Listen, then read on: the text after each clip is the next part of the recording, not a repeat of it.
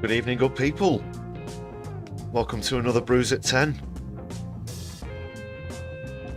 Ladies and gentlemen, brothers and sisters, you're all very welcome here. I'm your host, Lefty, on tonight's My Left Eye livestream. PMQ's returns.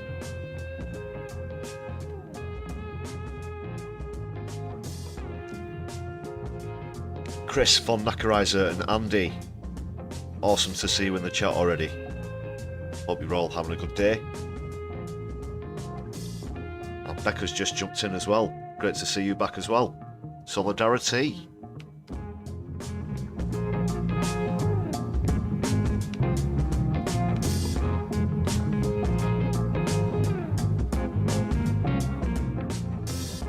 So coming up, as I said, PMQ's returns, as does the counter game. That is Black Hole versus Deliver.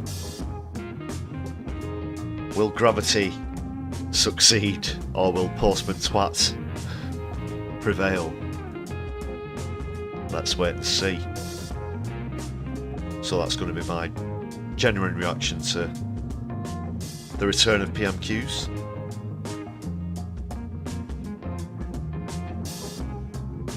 A few other news stories and articles as well, including the latest from the Middle East. And another climate protest in an art gallery, this time by Youth Demand. A couple of the topics I'm going to be talking about in a short while. Get yourselves comfy. Get a hot tasty beverage.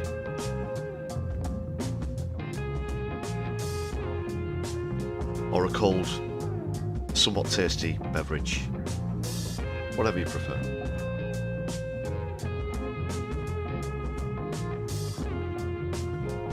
It's not mandatory to have tea with the brews at 10, but we do encourage tea-based puns at all times.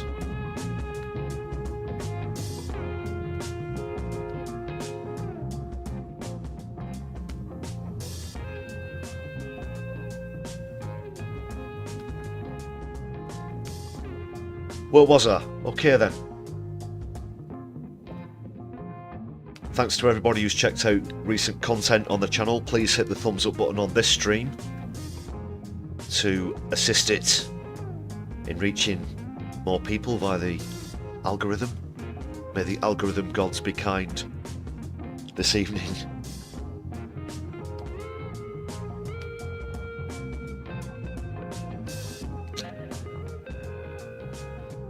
And do share across your social media as well. The platforms that we're on, speaking of social media, are Twitter and Mastodon. So for Twitter it's at MyLeftEyeUK, and on Mastodon it's at MyLeftEye with capitals at the beginning of each word.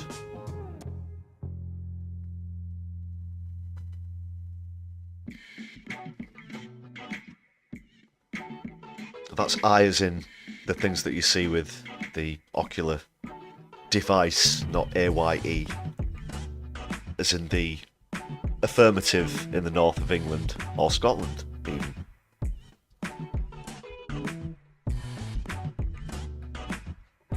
My left eye.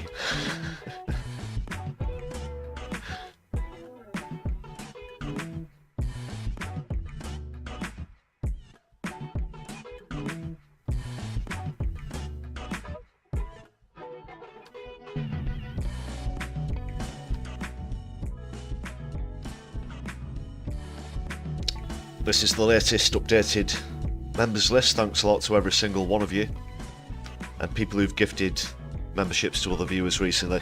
That's been awesome too. So this list is updated with those of you who've received gift memberships. Sorry about that one there, it's far too elaborate to fit in.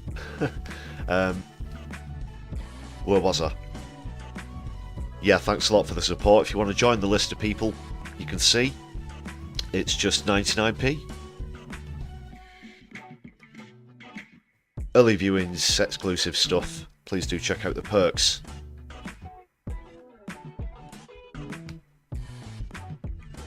And whilst I'm doing a bit more self-plugging before we get into the into the stream proper, please do consider using super thanks if you're watching back on a replay, and if you're watching live, super chat is open, but the preferred method of showing solidarity if you're watching live is to gift memberships to other viewers, because it helps to expand the community as well as supporting the channel.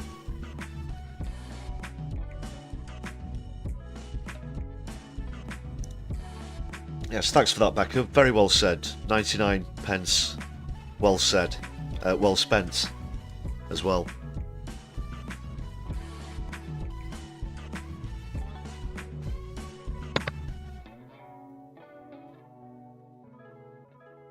And wow, in like a flash, Chris with 5 gifted memberships. Thanks so much for that, brother. Awesome stuff. Thanks for your other recent contributions as well, Chris. As well as everybody else who's gifted memberships. Hope you enjoy those perks. So I can see some familiar names on there. Whether you're a returning member or brand new.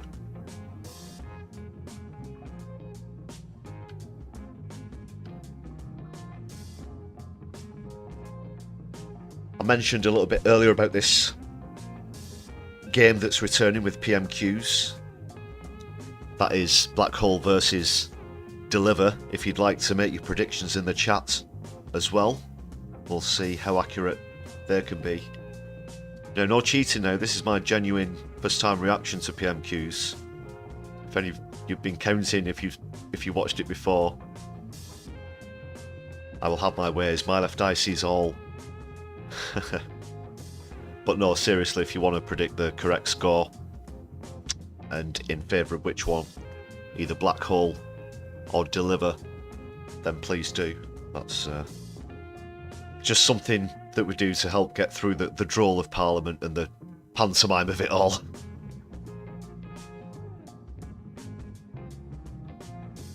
Oh, good shout, Andy Carter, in the chat.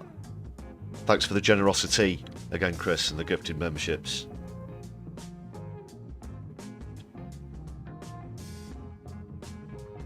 We've got an early prediction already from Politics Clive. Deliver 7, Black Holes 5. Okay, well, I'll just try and make a note of these actually. Just let me grab something to jot these down on. Save me scrolling back through the chat. Okay, so I've got you down, Clive, for 7-5 Black Holes. That's not a bad shout. In terms of it being a high scoring one, it's probably been saving up.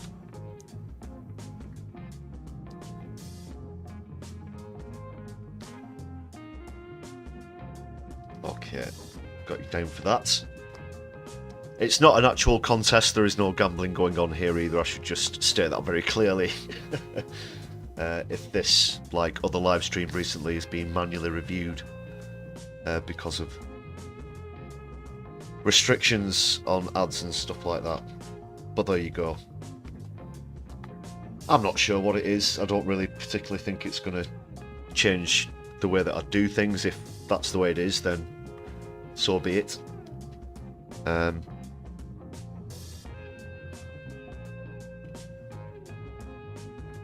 And yeah, 7-5. It's going to be a high scoring one. I also predict there'll be a few digs, mentions of what Starmer's wearing, his clothes, glasses, this kind of thing.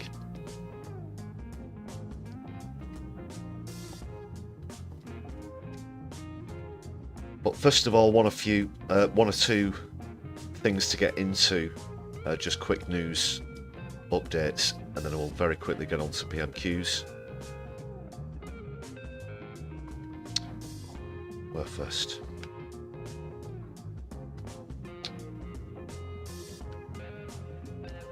Yeah, just a quick Middle East update. Further attacks on Lebanon by Israel,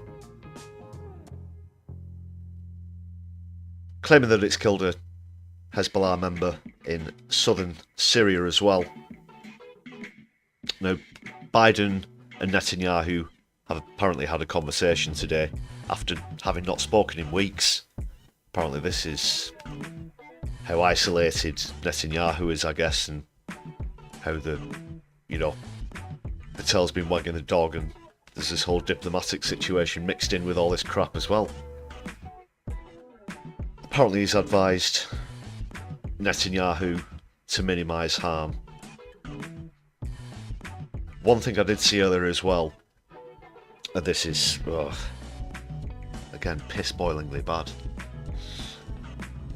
With regards to whether Israel would attack nuclear sites in Iran, Biden claims to have persuaded Netanyahu otherwise, but then said that he'll think of something else. So he's directly and openly concocting plans to attack Iran, which doesn't really seem like a diplomatic road towards de-escalation, if you ask me. Just wanted to quickly point that out. So unfortunately there have been further deaths in Lebanon as well as Gaza.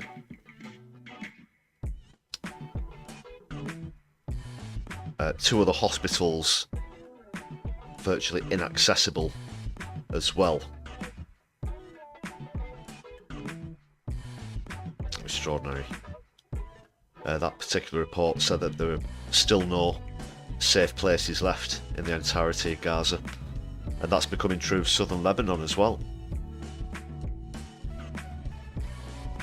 As Shrifa and Guy here, I hope I'm pronouncing those correctly, apologies if not. So they're about 11 miles from Tyre, according to the National News Agency.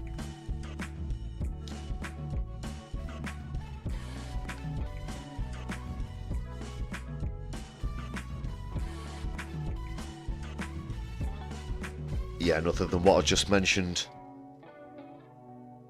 the White House has been tight-lipped on this conversation between Netanyahu and Biden. To be a fly in the wall in that one. So these are just the just the latest numbers before I move on to one or two other bits. 2,141 people killed, and this is just in the last couple of months, bearing in mind this is in Lebanon. 2,141 and 10,000, well, 11,000 have been injured. 10,099 if you want to get pedantic. Just unbelievable. And you're talking about 1 million people displaced as well. Yesterday 22 people were killed, 80 were wounded. The health ministry's confirmed. So those are some of the latest stats. I'll skip over all of the speculation that's going on about when and how Iran might be attacked.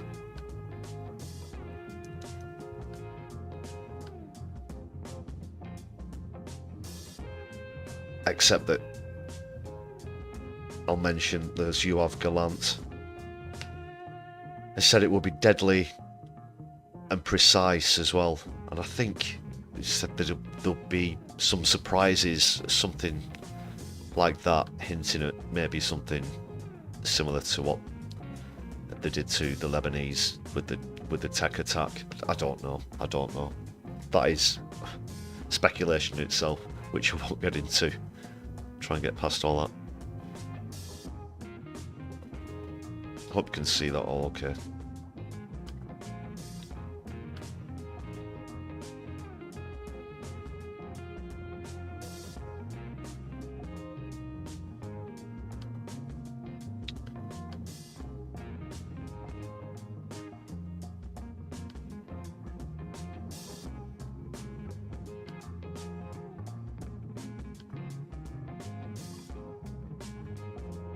And just on that topic,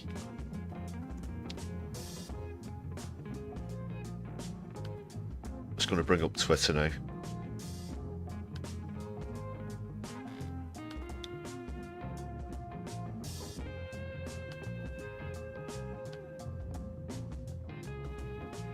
Just a quick clip. Turn the background music down. So this, surprise, surprise, the IDF have been caught in a lie again. Shock horror. Just pause that. I'll quickly explain. Well, they're essentially denying that they could have possibly been involved in certain murders that have happened in the region, specific ones. And satellite images have shown that the IDF were in the area at the time that 5-year-old Hind and her extended family were killed.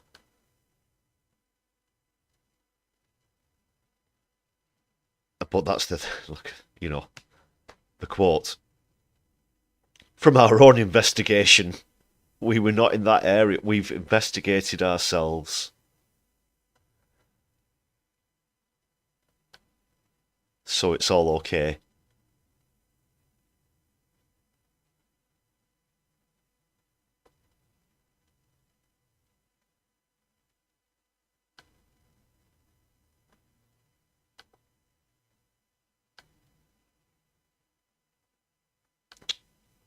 Okay, let's see what's happening. Thank you for the opportunity. Obviously,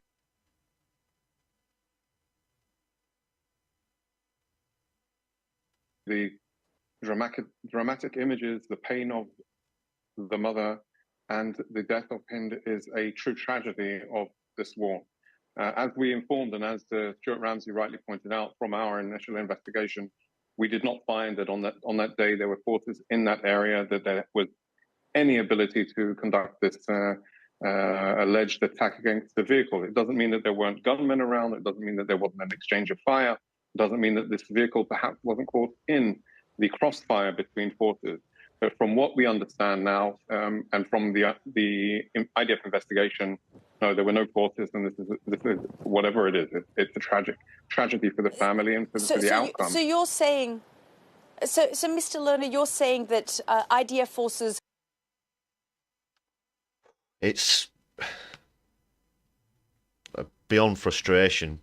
It's beyond anger when you see the double standards there of the fake sympathy is what I'm alluding to with that, when they're clearly responsible, as you're about to see in the rest of the clip. Just quickly into the comments as well. Chris, I did check out a bit of Kerno demo earlier today, that clip you're referring to. So they may have used depleted uranium missiles in Lebanon as well. They are, of course, culpable of using other weapons that are banned,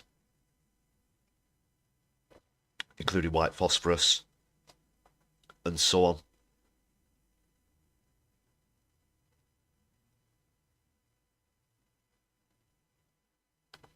But they don't care. They don't care about the law.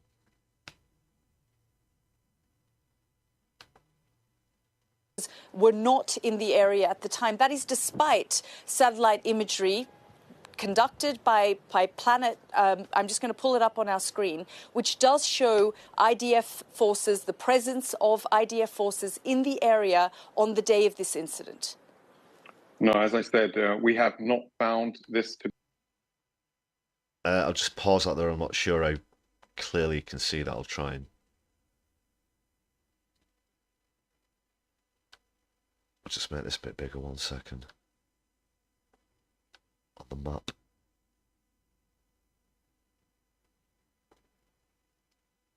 This took place on the 29th of January, as you can see in the top left corner. So just to the left of your screen, you can see where the family car was found. This is where the victims' bodies were found as well, pointing out the ambulance as well. But you can see these other yellow squares, quite a few of them. Let's just say around a dozen or so.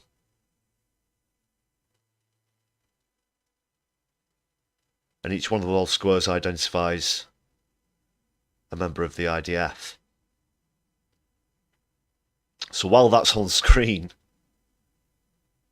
he's denying that they were anywhere near there, and you can see what, in terms of the scale of this, you're looking at around the closest ones being maybe 60 yards away, something like that. Just a few houses away. You can see there.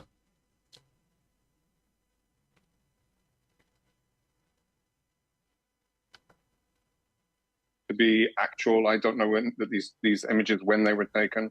I can't confirm that. From our investigation, we were not in that It's the 29th, area. it's the 29th of January. It says it right there. It's been verified by satellite images from satellites which have time-stamped recordings. Yeah. I think that it's important to... This satellite imagery, so I'm not talking about Sky News's geolocated, we've geolocated this, but I'm talking about Planet. No, you didn't. You didn't a... geolocate the locations of the vehicles. You geolocated the location of the private vehicles. That does not necessarily mean that the IDF conducted a strike. We need to be very, very clear. That's not what I'm accusing you here, Mr. Lerner. What I'm saying is the imagery that I have just pulled up on our screen, we're just going to show our audience that imagery again. It was done by Planet. Planet is... Got a very Middle Eastern accent, this guy, as well, hasn't he? He maybe said the quiet part out loud, because the question is just surrounding whether the IDF were in the area, which they flat out denied. This map clearly shows the opposite of that. And he's trying to drag it into an argument about whether the IDF attacked these people or not. That wasn't in the question. Have you accidentally just incriminated yourself there? Or quiet part out loud? A well-respected satellite imagery company. Are you disputing what they have pulled up here? Yalda, I have nothing to add beyond the response that we've given you, that we have, from our investigation, there were no forces in that location, and therefore we can't confirm this happened. I can say that... It's right there, man. It's right there. Andy's counted them with 16. 16 squares.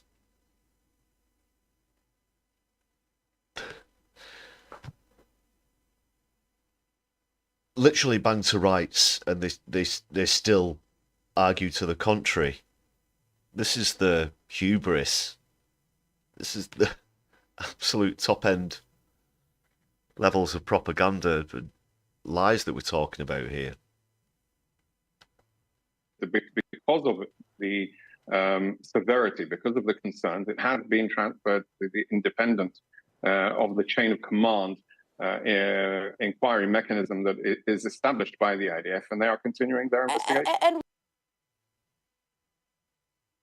Investigating yourselves is no real solution or path to the truth, is it? Especially where the IDF are concerned, and how many times have they tried to they've tried to what's the word I'm looking for? Exonerate themselves by self-investigation. Far too many, that's for sure.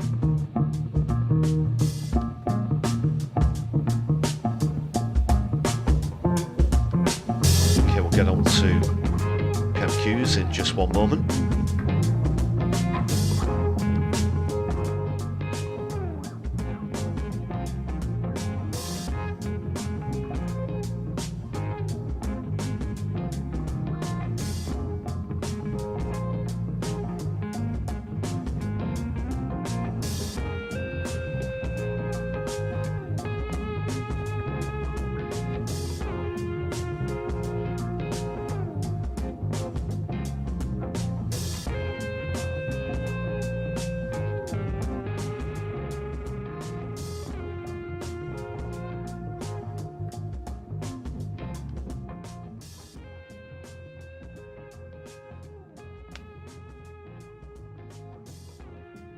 Okay, I'll just get things queued up. Hedy, great to see you in the chat as well. And Nine Signs, very warm welcome to you as well. Hope you're both having a fine evening. Thanks for joining us on the Brews at 10. Just need to reposition and size this. I'll get the scoreboard lined up as well. Just 1 second.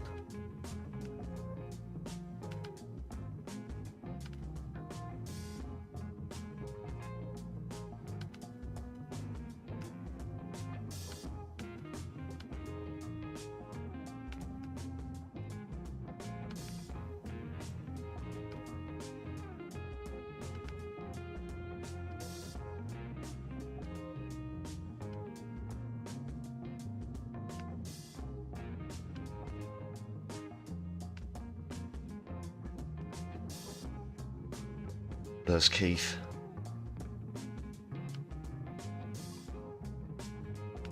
I wonder what he's got in his bag of jokes and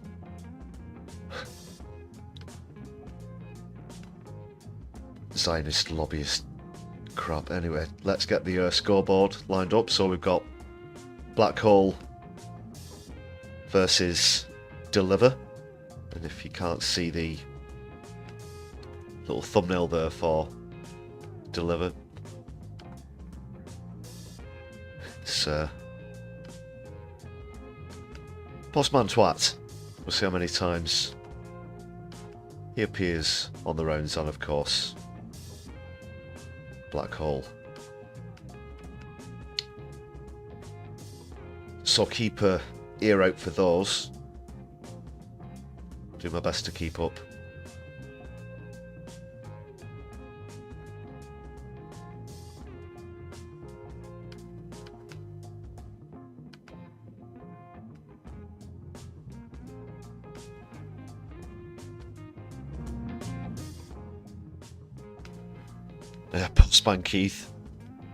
Postman Keith and his really white teeth. I don't know.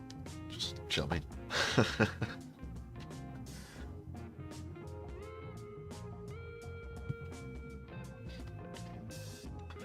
Postman Keith, the leadership thief.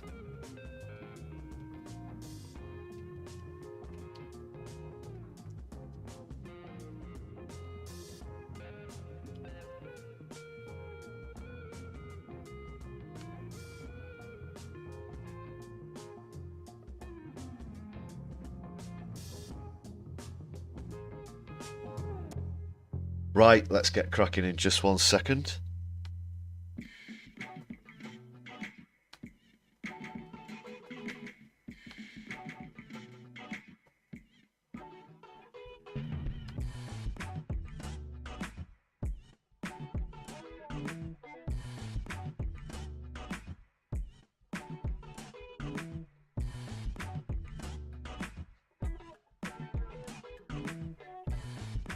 Sorry, it's been a while since PMQs. I've just got to check I've got all the right memes and stuff lined up. Let's start with one of the old favourites.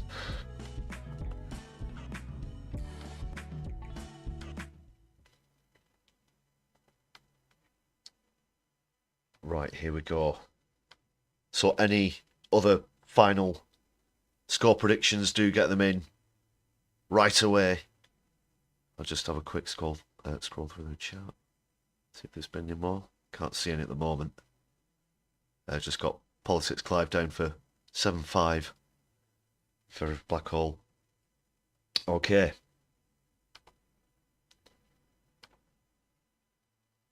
Just Stop Oil. Pays, it'll forge a new partnership with business and reset the dreadful industrial relations that have cost our economy and our NHS so much in... Sorry.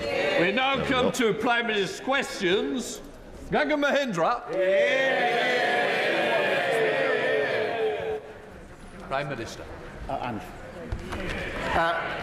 Mr. Speaker, earlier this week, this House marked the one-year anniversary of the horrific attacks on October the 7th. And I take this opportunity to reiterate that the hostages must be released. And I reiterate our call for an immediate ceasefire in Gaza and Lebanon. Mr. Speaker, this week the government will deliver on our promise to the British people of the biggest upgrade to workers' rights. Hey, straight away, in really early. Postman Twats made an early appearance and 1-0 up already. Let's just adjust the score.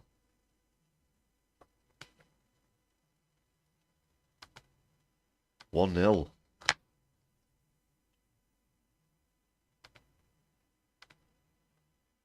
In a generation. The Employment Rights Bill will ensure work pays, it'll forge a new partnership with business and reset the dreadful industrial relations that have cost our economy and our NHS so much in recent years. We are also preparing for the International Investment Summit next week, bringing hundreds of global CEOs to the UK and unlocking billions of pounds in investment. Mr. Speaker, this morning I had meetings with ministerial colleagues and others. In addition to my duties in this House, I will have other such sausages today. Later today. Gaga Mahindra. Thank you, Mr. Speaker. The commitment of £400 million in funding for a new hospital at Watford General was one of the many brilliant things of the previous Conservative government. And my good friend, the former Member of Parliament for Watford, Dean Russell, did, and would have been life-changing as well as life-saving for so many of my constituents.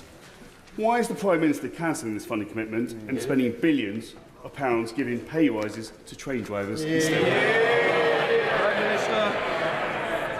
Because the promise of 40 new hospitals didn't involve 40, didn't involve hospitals, they weren't new and they weren't funded. Sarah Combs. The biggest issues in my West Bromwich constituency is poor access to GP services. Just on that, there's going to be no money for hospitals from Starmer either. Just very quickly.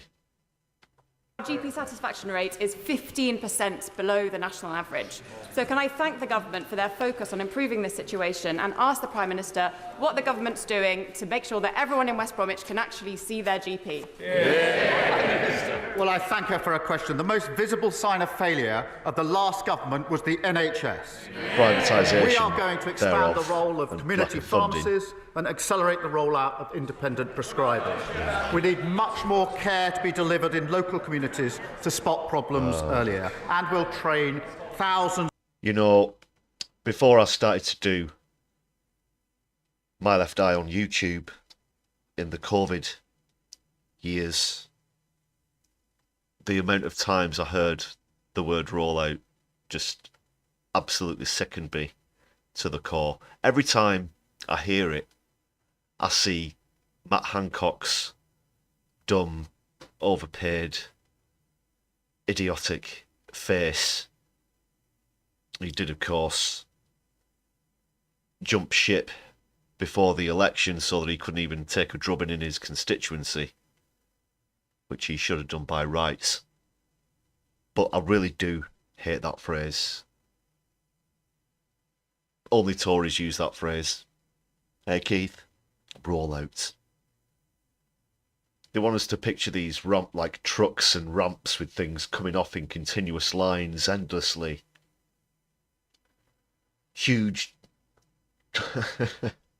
huge freight trains that stretch as far as the horizon that they can see, full of whatever shit they're rolling out. That's what they want us to envisage. That's a bit of a trigger word for me, that rollout, just where politicians are concerned. Vote Labour, get Tory. It's the sausage rollout. Yeah, you're right, Nice. The sausage rollout. Rolling out the sausages. Roll out the sausages. Sausage rolls. Sausage rolls out. Just he's having a stroke at this point. Yeah.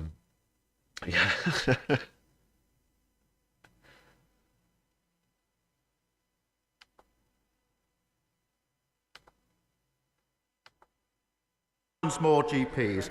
We were elected to change the country, and that means getting the NHS back on its feet. And my honourable friend, the Chancellor, will have much more to say about that in the budget, about fixing the foundation. Well, speaking of which, she's dyed her hair, I think, or something, Rachel Reeves.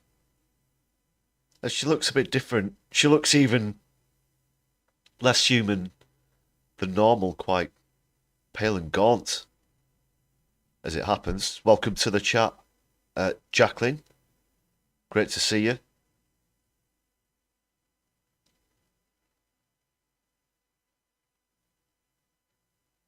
Where was I? Yeah, Rachel Reeves. Of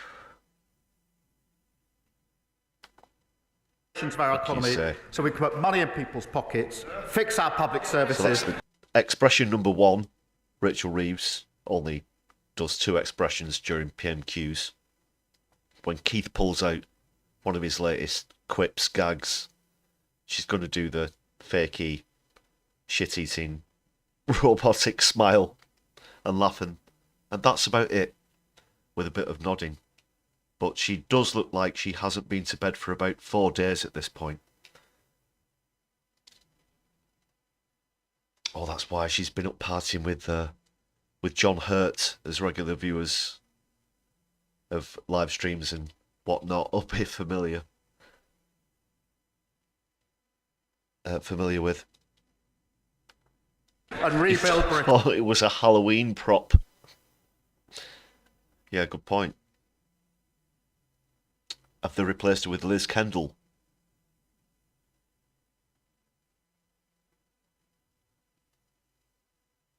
And whilst we're on the topic, just picking out a few other comments in the chat. Jacqueline, as well, yeah, the softening up of her image. You're saying that reminds you a bit of Thatcher trying to give off a soft and gentle image whilst doing her usual evil. And that is the same. She finds it very difficult to adjust to pretending to be a human being. She's had her eyes on cutting winter fuel payments for some time now, at least 10 years that we know of. You've probably seen that clip going around of a stud in the House of Commons itself and advocating for that policy that unfortunately has since gone through. On the other side, Angela Rayner, I have to say, I'm particularly disappointed with. Her constituency being in Manchester, Ashton-under-Lyne.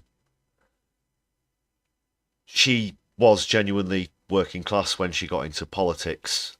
I guess around the time of the leadership contest, there were some vague lines drawn in the sand about whether people would stand with Corbyn and want to continue the type of democratic socialist policies that he was trying to get back into the party, or whether they would go with the neoliberals. Unfortunately, Rayner chose the latter, and here we are. And just it was a couple of days ago, she was signing some sort of book of condolence with Zippy Holovelli, or Holovely, however you want to pronounce it, the Israeli ambassador lurking over her shoulder. Whereas previously she had shown massive support for a ceasefire in Gaza. And there's been a lot of talk about internal conflict with the Labour Party, shall we say, especially on the front bench. And I would hope that Angela Rayner is at least one of the people who's had enough as Starmer and wants to see him gone already. She realises that she's backed the wrong horse. But unfortunately now what's done is done, and Angela Rayner has to answer for things like winter fuel payment cuts just as much as Keith does. Before I get too ranty, let's get back into it. We've all just started. Leader of the Opposition, Rishi Sunak. Mr. Speaker, tomorrow the government will publish their anticipated changes to employment law. Given the weekend's events... Sunak's still there. Of course, it's down to Given the weekend's events, when did the Prime Jenrick Minister first and become a Badenoch convert to fire and for who's rehire? going to replace him at the moment. James Cleverly got knocked out earlier on today. I'm very pleased and proud that tomorrow we will publish the bill which will be the biggest upgrade of workers' rights in a generation. And that'll do two things, Mr. Speaker. Firstly, it will give people basic dignity at work. And secondly... Oh, you're going to massively raise the minimum wage, are you, and support unions, for example? Is that what you're talking about, Keith? Long years. The opposition. Well, Mr. Speaker, when he talks about security at work, once again, it's one rule for him and another rule for everyone else. But I know that not everything or everyone has survived his first 100 days in government. So can he confirm that when he promised not to raise income tax, national insurance or VAT, that commitment applies to both employer and employee national insurance contributions? Minister. Mr. Speaker, as he well knows, I'm not going to get drawn on decisions that will be set out. We made an absolute commitment in relation to not raising tax on working people. He, of course, was the expert's expert on raising taxes. And what did we get in return for it? We got a broken economy, broken public services, and a £22 billion black hole in the economy. We're here to stabilise the economy, and we will do so. Leader of the opposition. Mr. Speaker, I don't... Another one. It's an equaliser. For Black Hole. 1-1. Ooh, tight contest so far. Just while I've paused it, want to say hello to Kit as well in the chat. Just looking at a couple of the other comments. Becca, you mentioned Morgan McSweeney as well. Yeah, he of course is now the new chair, isn't he? And he was very much behind the scam against Corbyn, so that Starmer could usurp him in a particularly underhanded fashion, it has to be said. Yeah, good point. That's something that's happened recently as well. I've not actually mentioned that on the channel before. So thanks a lot for bringing that up.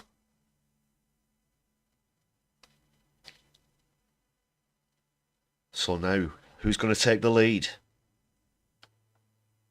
Who's going to be the next to score? Black Hole or Postman Twat with a delivery?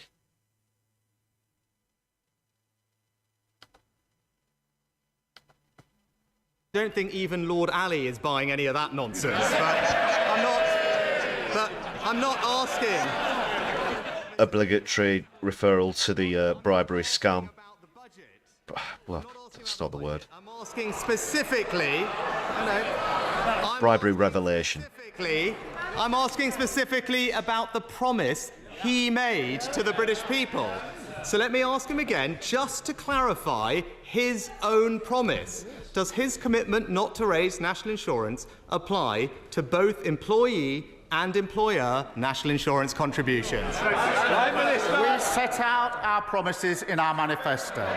We returned with a huge majority to change the country for the better, and I stick to my promises in the manifesto. But I notice it's question 3, and he hasn't yet welcomed the investment into this country. We've had in recent months £8 billion.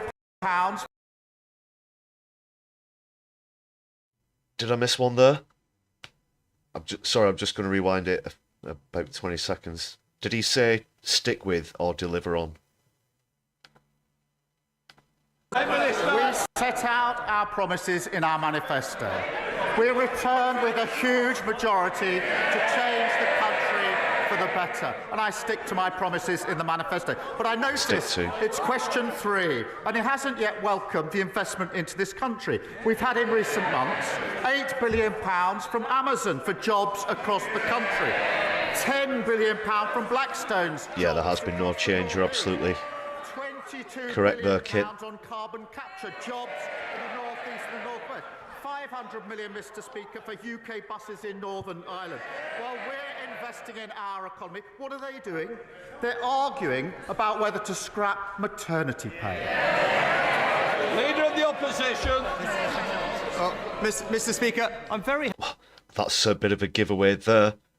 It looks like that's going to be upcoming as well, maybe in the October budget, because we've seen it a few times already, even though they're only 3 months into government, that what they stood on the other side of the dispatch box and criticised the Tories for now, they are now delivering.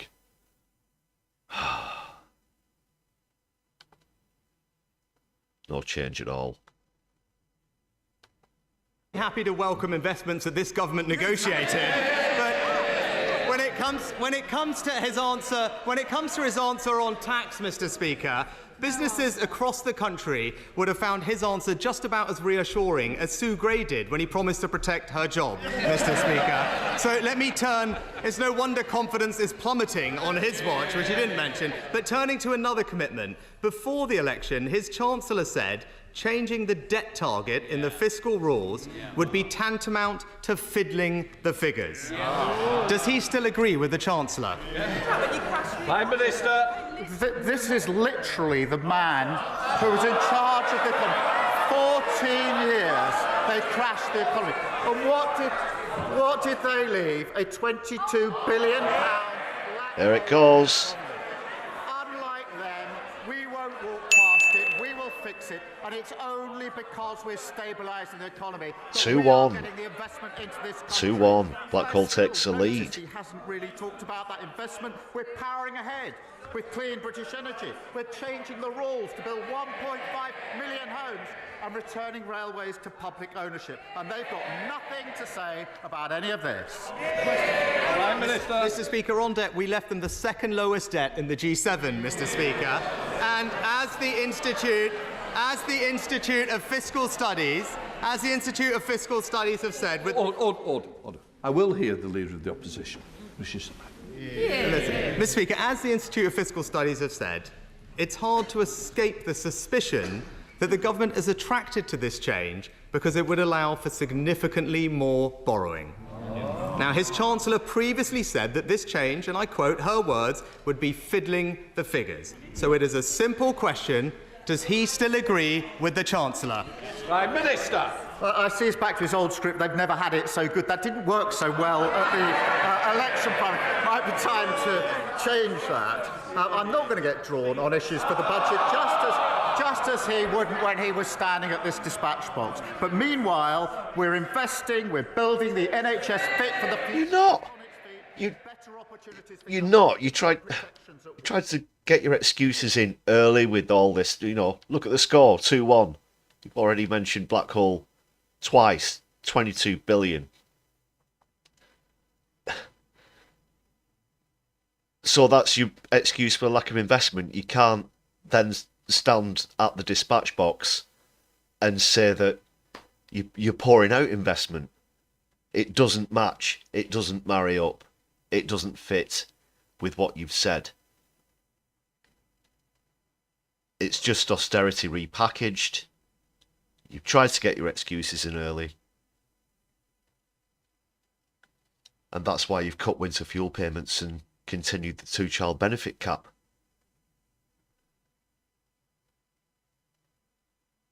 Son of a bitch.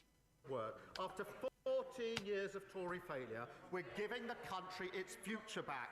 And that's the difference that Labour delivers. Mr. Speaker, it is clear Excuse me. he's opened the door to raising employer national insurance contributions, including on pensions, and fiddling the figures that he can borrow more. And he talks about what he's achieved. Well, economic confidence is plummeting. Another equaliser, 2-2. UK's borrowing costs are rising on his watch, Mr. Speaker. But look, Mr. Speaker, can I close on another important topic? Because yesterday's intervention from the head of MI5 will have been sobering for the whole House. and not least his warning that Britain faces the most complex and interconnected threats in our country's history. Now, I know the Prime Minister will agree with me that we all owe our security services a debt of gratitude for what they do to keep us safe. But can the Prime Minister confirm that the forthcoming terrorism bill will give our security services the powers they need to tackle evolving threats? And I can assure him of our constructive support on these vital questions of national security in the same spirit that he provided that support to me. Prime Minister. Well, I can confirm that we will give the security forces and services the powers that they need, and I hope that is a shared objective across the House. They do an incredibly important job for us. But he talks about the This is about these supposed new incoming threats that will be coming from Iran and Russia. They're trying to stoke fear, I guess, in tandem, collectively, working together on that as well. There was a story about that came out yesterday. When the NHS strikes are coming to an end, when houses are getting built, we're delivering the biggest upgrade of workers' rights in a generation. It's time for them to accept that we're fixing the foundations. So whilst they fight amongst themselves in the comfort zone of unfunded promises, threatening to scrap the minimum wage, we're going to get on with the job of clearing up the mess that they made and fighting a better country that people are crying out for. Adam Jogi. Thank you, Mr. Speaker. Mr. Speaker, cancer is hard on the patient and it's hard on their families, as my family knows all too well this year. Can I ask the Prime Minister to commit to doing all he can to improve research, early diagnosis and patient care for those with cancer? And will he join me in thanking the NHS staff who've looked after my dad in recent weeks and thousands of cancer patients like him in Newcastle-on-Lyme and up and down our United Kingdom? Prime Minister. I was sorry to hear about my honourable friend's father, and I think we would all pass him our best wishes. Cancer is another example of the dreadful state the last government left the NHS in.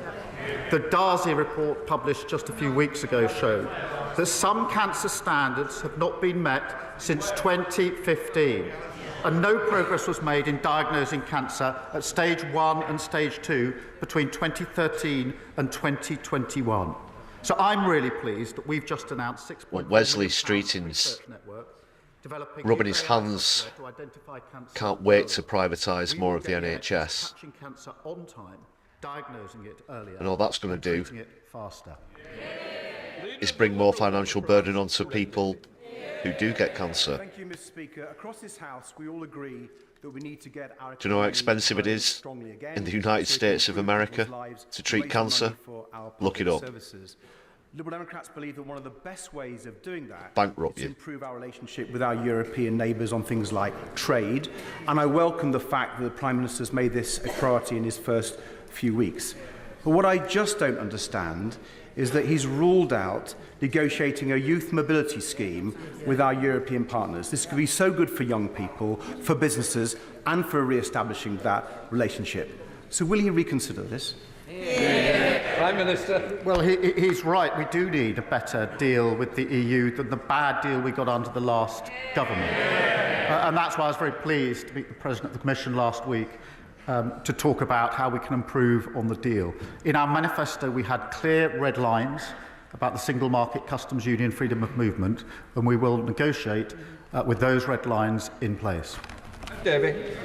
Well, I'm disappointed. Don't get me started on the EU where Keir Starmer's concerned. Many problems for our economy Be here all night. from the dreadful Brexit deal was the red tape that's been put on businesses. Now, there are many examples of that, Mr. Speaker, but a new example came to me earlier this week, and it affects fishermen in the Falklands, who are otherwise having to pay huge amounts in tariffs to be able to sell to be able to sell their produce into the European market or sail under a Spanish flag. So when the Prime Minister renegotiates the trade deal, can you remember the overseas territories?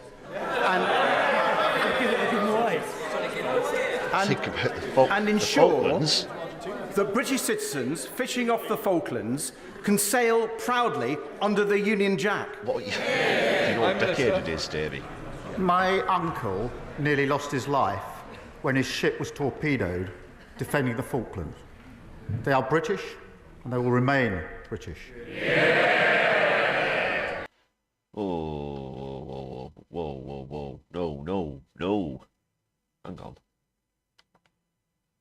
torpedoed? Citizens fishing off the Falklands can sail proudly under the Union Jack. Prime Minister. My uncle nearly lost his life when his ship was torpedoed defending the Falklands. Bollocks. Bollocks. Name a British ship that was torpedoed in the Falklands, and Starmer. That's not true. That's not true.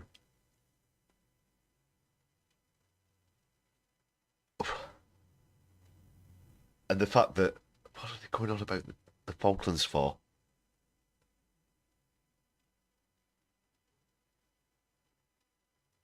Yeah, Floor Snake, no torpedoes hit our ships in the Falklands. It would have been obviously very well known about. There would have been commemorative occasions about it. The sinking of the, whatever it is, this bullshit. HMS Bullshit. That's what his uncle was on, HMS Bullshit.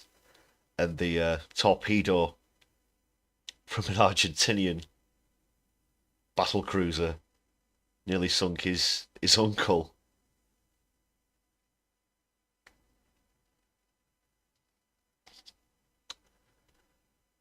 You just lied in the House of Commons, Starmer. Oh, surprise, surprise.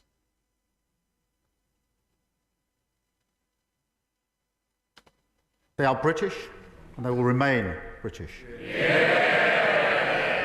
And sovereignty in Gibraltar is equally not to be negotiated. Of course, we will do everything we can to make it easier for all businesses to trade more freely so that we can grow our economy. I'm very, very clear about the Falklands. It's personal to me. John Pierce. Thank you, Mr. Poppycock. What a load of absolute bunkum. I've got to... Yeah. You've got to call this straight out. Straight out. The same with the toolmaker thing. It was a toolmaker. Please picture him hunched over a bench, making tools, getting repetitive strain injury. He owned the fucking factory. He owned the factory. What will transpire from this, I don't know. It will probably be that his uncle was on a private yacht off the coast of Argentina, and they were drinking a local cocktail, which is known as the torpedo. It got so ratted out of his brain that he fell off the side of the boat, so he was sunk by a torpedo. That's what it'll probably turn out to be, if it's anything like the toolmaker rhetoric we've heard 1,000 times. Mr. Speaker, Conservative-led Derbyshire County Council are proposing to cut adult day centres and care homes across Derbyshire. Yeah. My constituent, Pat, was diagnosed with dementia in 2016. The Jubilee Centre in New Mills is a lifeline for her and her family. She always returns happier, less confused and less anxious. And for her partner David and main carer, it provides vital respite while she's there. They do not know how they'll survive without it. Will the Prime Minister join with me in asking the Conservatives on Derbyshire County Council to think again and oppose these devastating cuts to older people and their families? Well, I'm shocked to hear of the impact on Derbyshire Council that he's just described, who are proposing cutbacks on adult social care. And councils across the country were at the front line of the last government.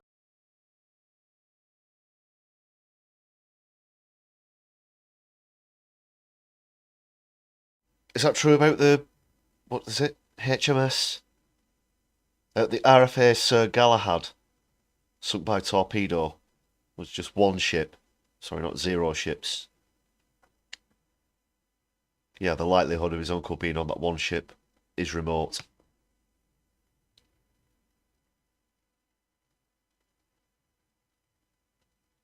But yeah, I'm still calling that one out as BS.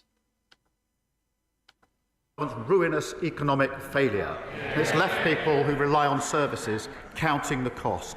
Now, there's no quick fix to this, but we will provide councils with more stability and certainty through multi-year funding settlements, ensuring councils can plan their finances for the future properly. And we will work with local leaders to deliver this. Thank you, Prime Minister. Any sense of unease that though he is the Prime Minister of Great Britain and Northern Ireland, there are over 300 areas of law in Northern Ireland where the legislation is made in a foreign parliament. Has the Prime Minister any ambition of recovering UK sovereignty over those 300 areas of law and thereby restoring the equal citizenship of my constituents and ending their disenfranchising in respect of making... Did I miss a delivery? Did I miss a deliver? That must be Yodel then. Okay, well spotted, Clive. Thanks a lot for that. I'll just update the score. So we've got another one.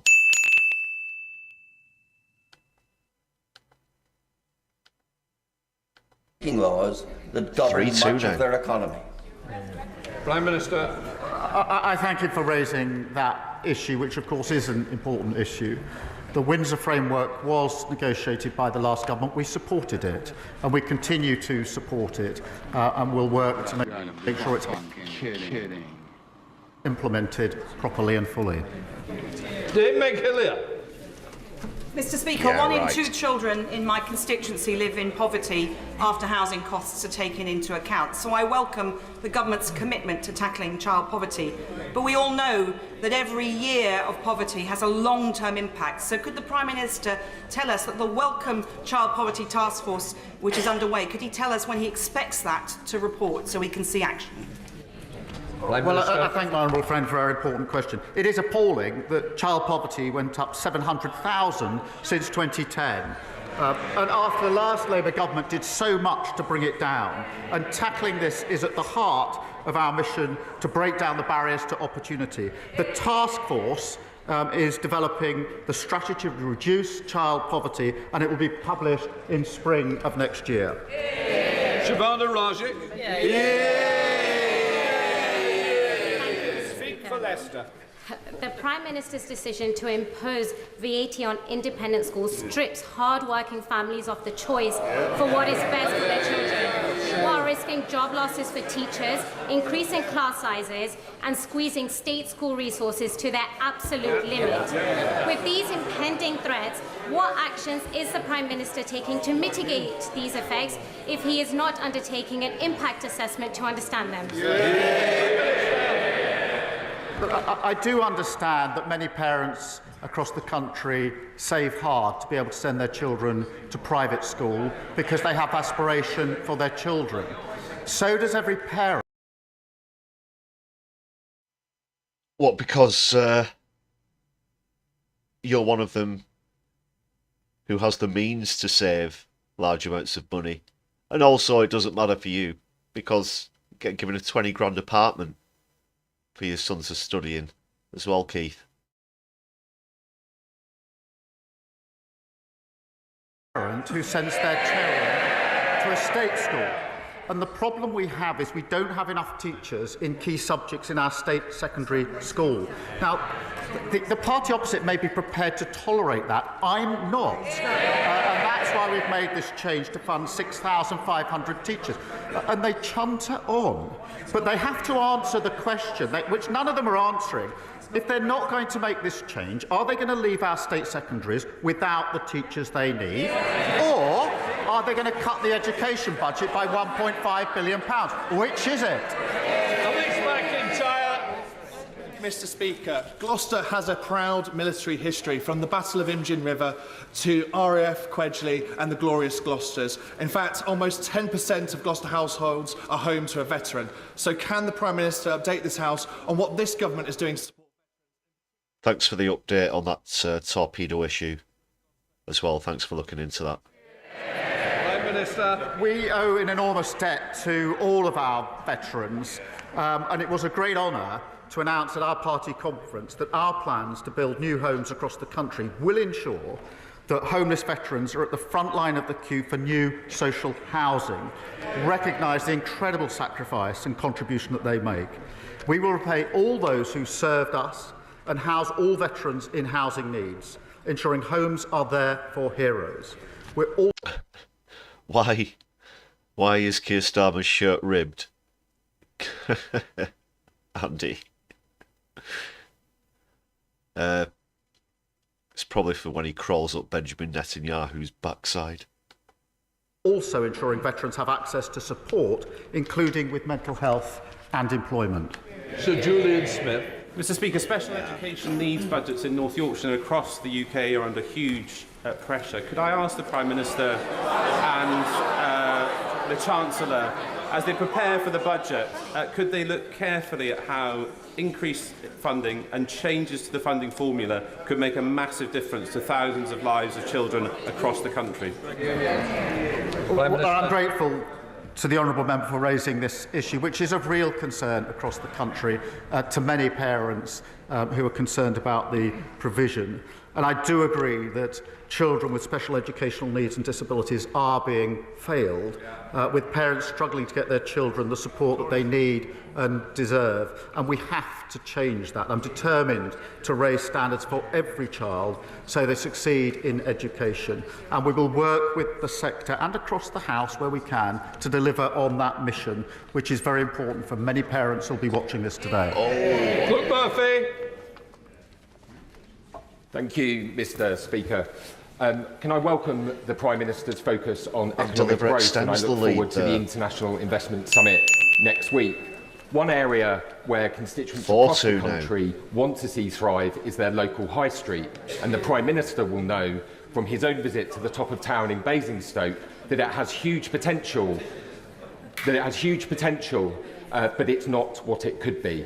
Could I ask the Prime Minister what support this government will give to ensure that high streets across the country are able to grow and thrive? Prime Minister. Well, I do remember that visit, and here's the new political divide.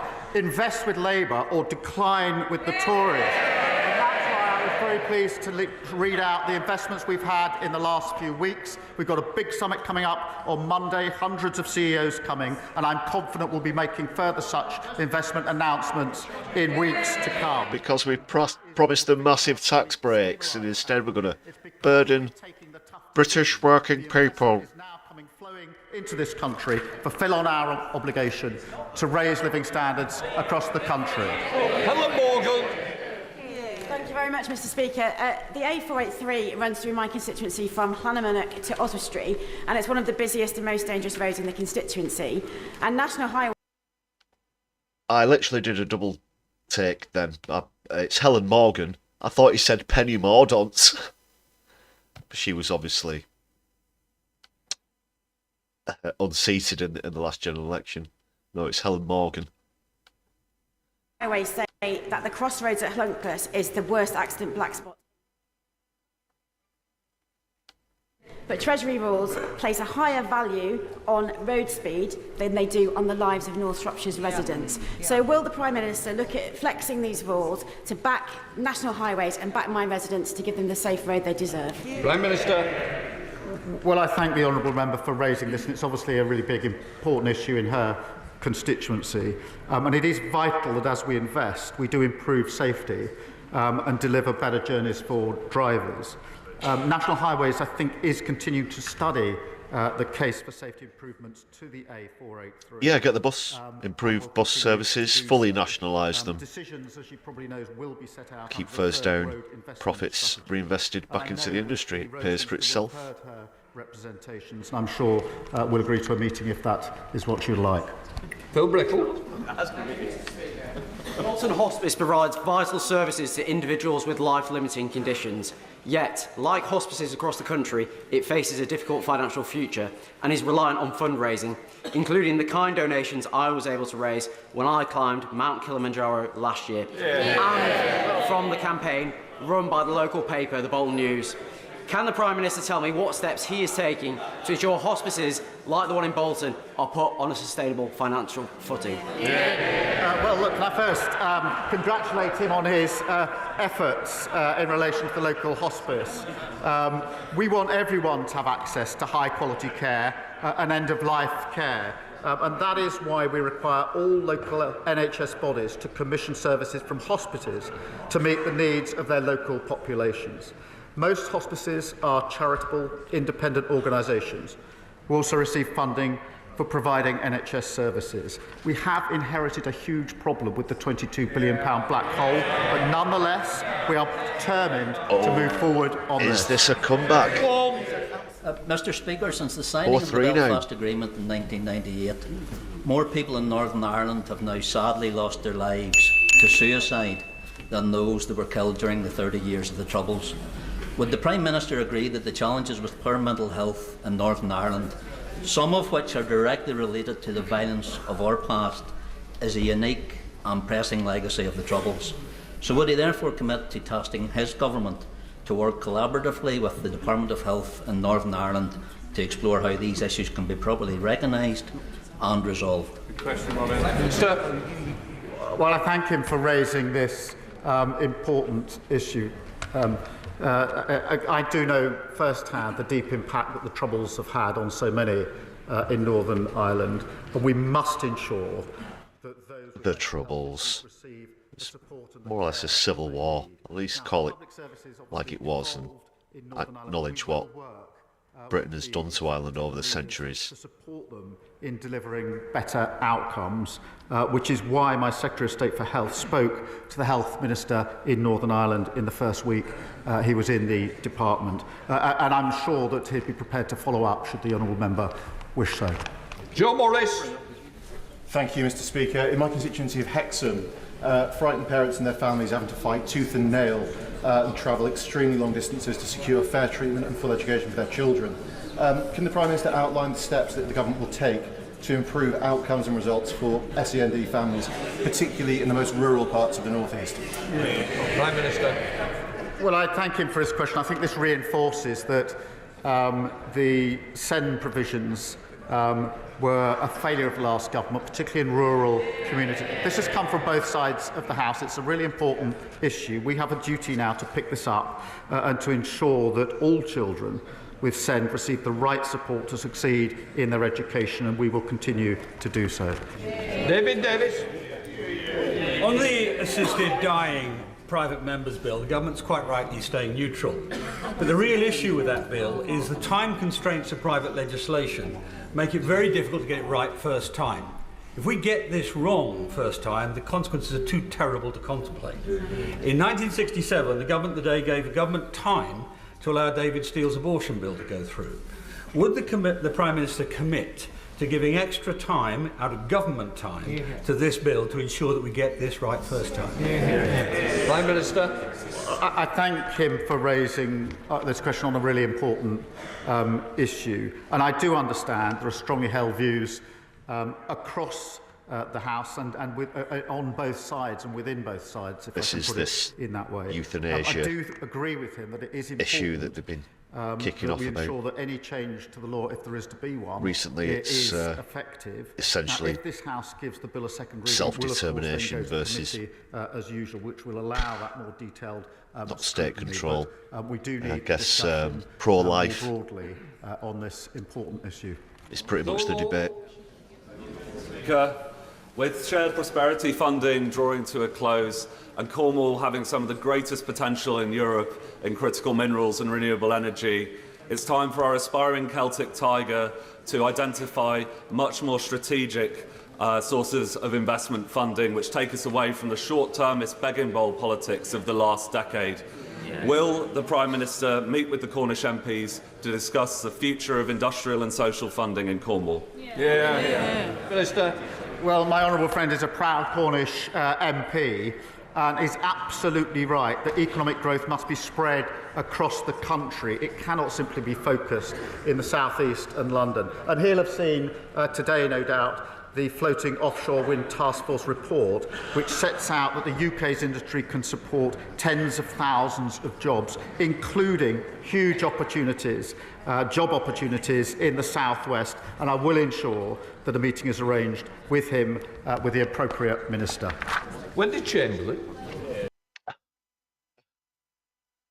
Well, so it's not just going to be investment in the south and the southeast, there's also going to be investment in the southwest as well.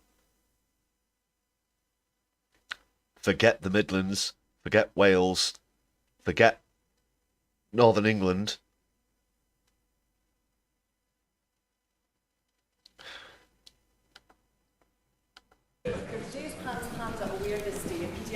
That affects thousands of children potentially across the UK. I first raised it in this chamber 18 months ago when I heard about the devastating impact from a constituent. Does the Prime Minister agree with me that it should not be for a charity to fund the pathway analysis and research that is needed to ensure that people and children get the support that they need? And will he help facilitate a meeting for me with the charity and the Department for Health?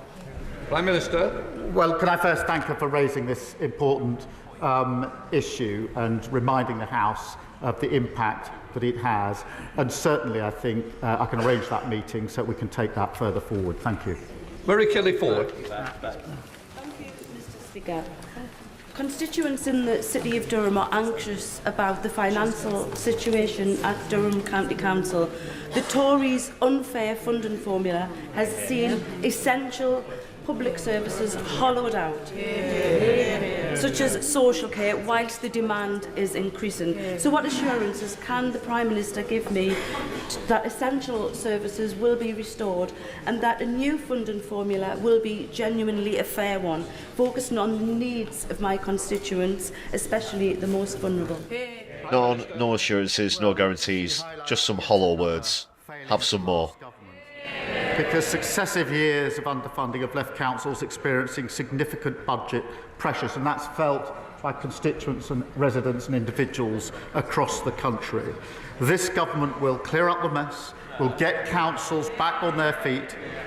Partly, multi-year funding settlements will help to allow longer-term work to be done. But we recognise the importance of councils. They know their communities best, and with greater stability we can support them in ensuring the service that they provide gets to the people that need it. Caroline Dinich. In April, over 50 homes and businesses in Gosport found themselves underwater when Storm Pyrrhic hit. Some have still not been able to return to their properties, and it's now been upgraded to a 1 in 20-year risk. We still haven't had a decision from the Environment Agency about flood and coastal erosion risk management funding, which we've applied for. And despite requests, it's fine because you and Starmer want to lock up climate protesters. My constituents are worried.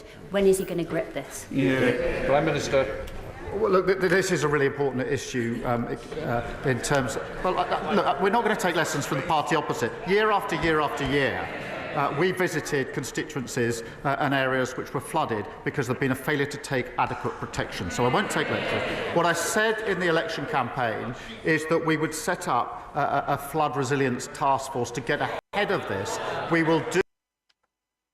Please also check out the latest video from Led by Donkeys. It's narrated by Chris Packham, and it's all about environmental protest and the law, but also the frequency in which the events that they're talking about here are going to happen. And as I'm saying this, at the same time we're expecting this huge hurricane to hit the coast of Florida in the States as well. So that's Led by Donkeys. The latest vid, I think that just came out today as well, actually. And it features the Whole Truth 5 and other climate protesters who I've brought up before on the channel.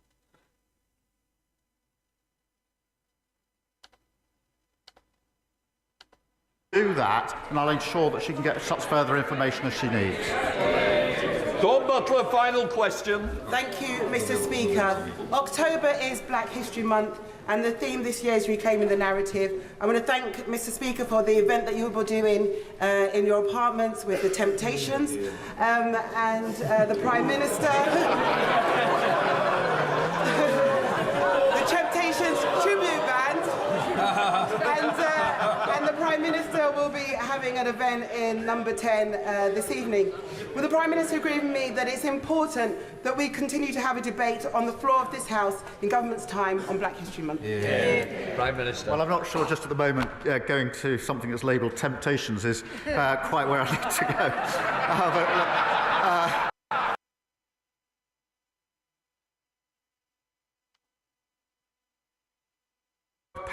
Pays, it'll forge a new partnership. Is that where it cuts out? Sorry about that. Labelled Temptations is quite where I'd like to go. Look, this is a really important initiative. There will be. It is important it's being marked, and I'm very pleased to be hosting the event this evening, to which I think she is coming. Thank you. Right, that completes Prime Minister's questions.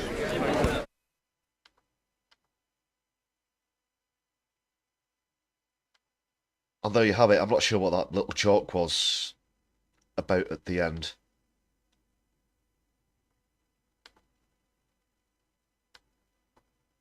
Right, so that was PMQ's on the return, and we have a winner. It's Postman Twat by a score of 4 mentions to 3. So that's confirmed results.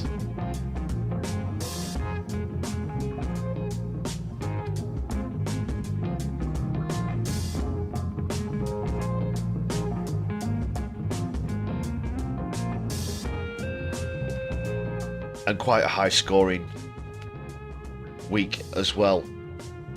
And as predicted, they just couldn't help but mention Starmer's Clause, the Wahid Ali thing that's been going on lately, as predicted. Has Rich Reeves fallen asleep at this point, or is it just where I happened to have paused it? I don't know. I don't know. Hoyle was mostly quiet. I think he only had to sort of interject once.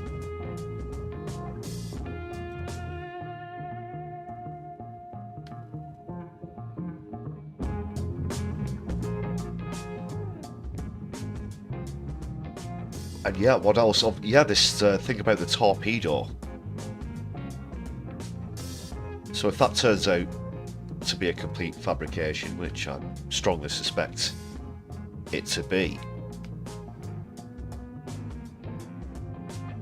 it's pretty likely that it could be another one of those cases where it'll come up in an interview over the next couple of days that he said this about his uncle, and there'll be deflection and all this kind of thing.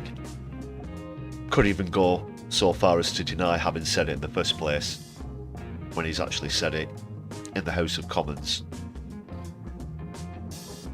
or has been recorded as saying it through some of the means, like we saw so many times in the 14 years of Tory government as well. So I don't think he's going to get away with that one.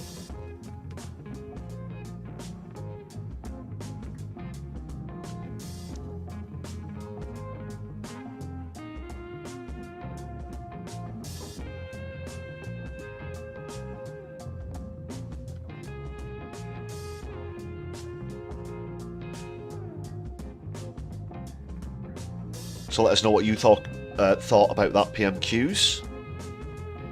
It's been a good while. I think it's about 4 weeks, isn't it, since it's been on at least. And if you're watching back, please do add a comment. Let us know what you thought as well. Before I just move on to another clip, please do remember to hit the thumbs up button as well on the stream and share across your social media if you've not done so already. Thanks a lot for that, people. So then, ladies and gentlemen, brothers and sisters, I mentioned that Youth Demand had carried out another arts action. Of course, Phoebe Plummer and Anna Holland were in the news recently with the latest in unbelievable sentencing for climate protesters, 2 years and 20 months respectively. And we have the whole truth. 5, who I mentioned earlier, who were in for 4 and 5 years.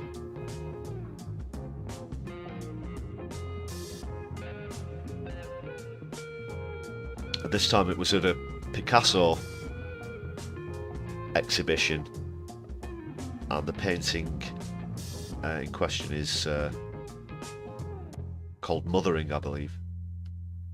So let's see this one. It's only a brief clip. It's the latest one from Youth Demand.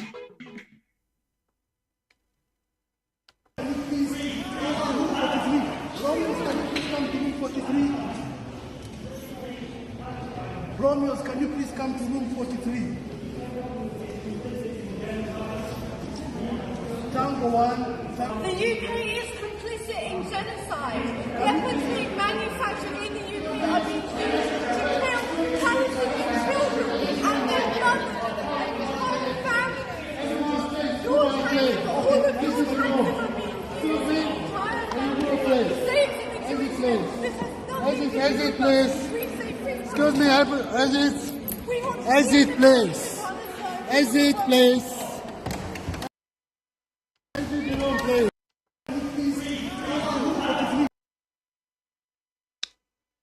It looks as though most of it went on the floor, as you can see there with that guard. I'm assuming it's a guard. He's got his hand on her arm there, obviously speaking up about how Zionism doesn't represent the Jewish faith. Romeos, can you please come to room 43? Romeos, can you please come to room 43? So well done there. Well done, Youth Demand. Who are,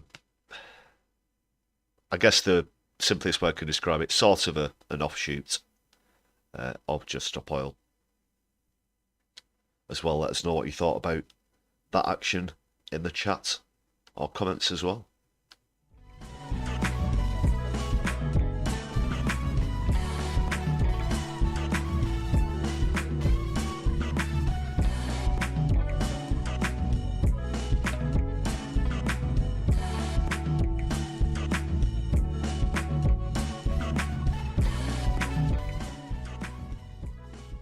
Sorry to only be able to talk about that for a moment or so. I could go on ad infinitum, obviously, about climate change and issues of environmentalism, but just wanted to draw that one to your attention.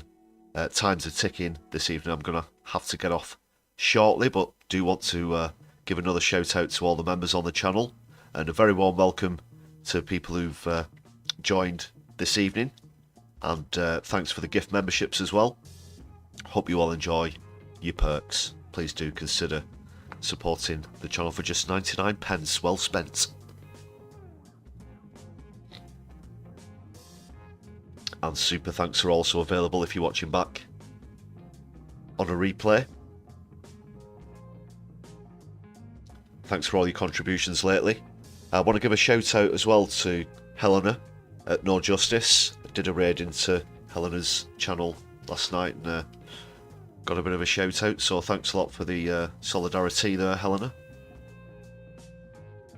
And as I say that, I'm just quickly looking to see if anybody's live and online right now to redirect into or raid into.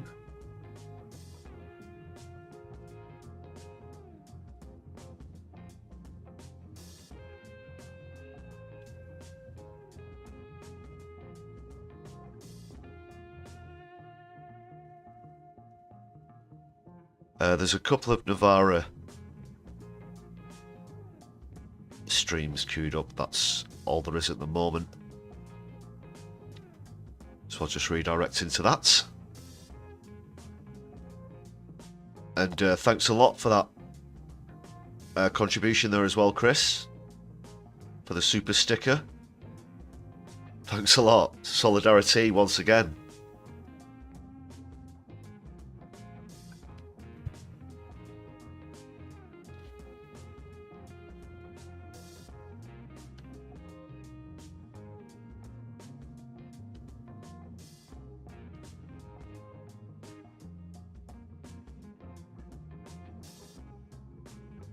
And thanks for all your contributions in the chat as well. Been very cordial as always. I hope I've tried to keep up with all of the the chat as we go through everything.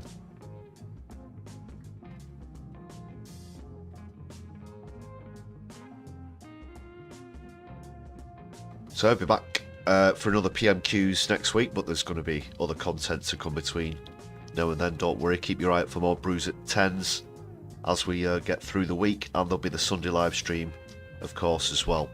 Might try and move that one a little bit earlier. A couple of people have pointed out that sort of clashes with other streams such as Turn Left and sometimes Helena and Kevin Logan and so on. So we'll try and work that one out. Okie dokie.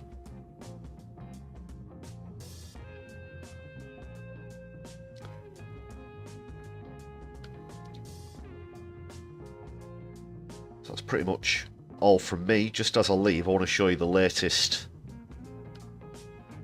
poll. I brought one up yesterday, but check this one out. Reasons why British people voted Labour. Just 1% for Starmer. That was their reason for voting for Labour at the last general election. Okay, so on that note, I'll leave you to ponder that one. At 1%, unbelievable. And I'll wish you all a very good evening. Take care, everybody. My Left, I'll be seeing you soon.